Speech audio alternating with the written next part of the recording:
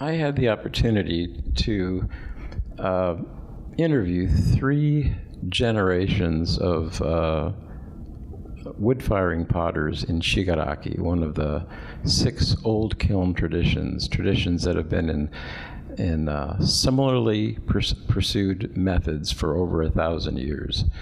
Mr. Kanzaki is the middle person of those 3, a huge influence on me. He just died this year, he made some of the most remarkable natural ash wood-fired pieces of anybody in the world. And at a point, I had a chance to interview his teacher, his sensei, Mr. Matsuyama, and then Mr. Kanzaki, and then Mr. Kanzaki's final independent apprentice, Hiromi Matsukawa. And I asked them all questions of how do you learn and how do you teach? I can't condense that article for you here this evening, but if you go to dicklehman.com and select the My Writings link at the top of any page, look for the title, Carrying the Empty Cup. And I think Hiromi Matsukawa, the third person, the youngest of the people I interviewed, put it so beautifully. He said, when I think about learning, I think about carrying an invisible cup. And Mr. Kanzaki, he carries an invisible pitcher.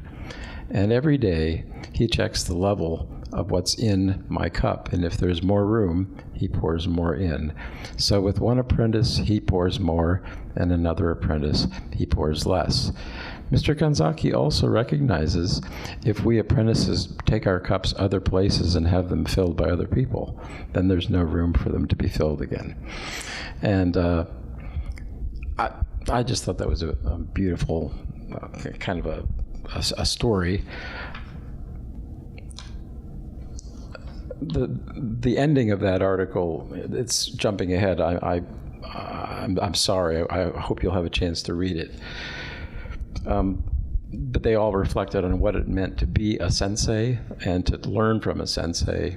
And my conclusion at the end of those interviews was this.